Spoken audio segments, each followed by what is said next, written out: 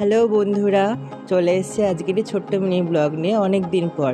তো দেখতেই পাচ্ছ থালায় ফুল ফল সব সাজানো রয়েছে। হ্যাঁ, আজকে হচ্ছে মা বিপত্তারিণীর পুজো, তাই মা বিপত্তারিণীর উপলক্ষে মা বিপত্তারিণী পুজোতে যেহেতু সব কিছু 13 রকম লাগে, তো 13টা ফল, 13 রকম ফুল, 13টা পান, 13টা মিষ্টি, 13 রকম ফল আবান্ন করে কেটে নেওয়া হয়েছে।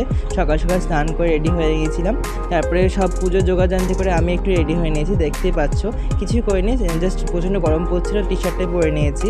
এরপরে দেখতে পাচ্ছ ঠাম্মা ঘরে পুজো করছে। হ্যাঁ, অনেকদিন ব্লগ করা হয়নি, সেগুলোকে গোপুকেও দেখানি। দেখো আমাদের গোপুকে ঠাম্মা পুজো দিচ্ছে, ও ঘরের অন্যান্য ঠাকুরকে ঠাম্মা পুজো দিচ্ছিল। অনেকদিন পরই আজকে হঠাৎ মনে হলো একটু ব্লগ করি, তাই আজকে একটু ব্লগ শ্যুট করে এলাম ছোট্ট করে। এরপরে আমি আর মা বেরিয়ে পড়েছিলাম ঠাকুর, মানে আমাদের পাশের বাড়ি কাকিমাদেরই পুজো হবে, তাই ওই সেই কাকিমাদের বাড়ি যাওয়ার উদ্দেশ্যে বেরিয়ে পড়েছি। এখন আমি আর মা যাচ্ছি আমাদের বাড়ির সামনে দিয়ে।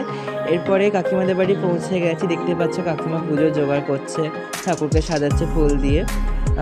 একটু পরে পুজো শুরু হবে। তো কিছুক্ষণ পরেই তো ঠাকুরমশাই চলে এসেছিলো। এরপরে পুজো হচ্ছে, আরও পাড়ার যারা সবাই পুজোটা করে না, যাদের এই পুজোটা আছে তো তারাই করে।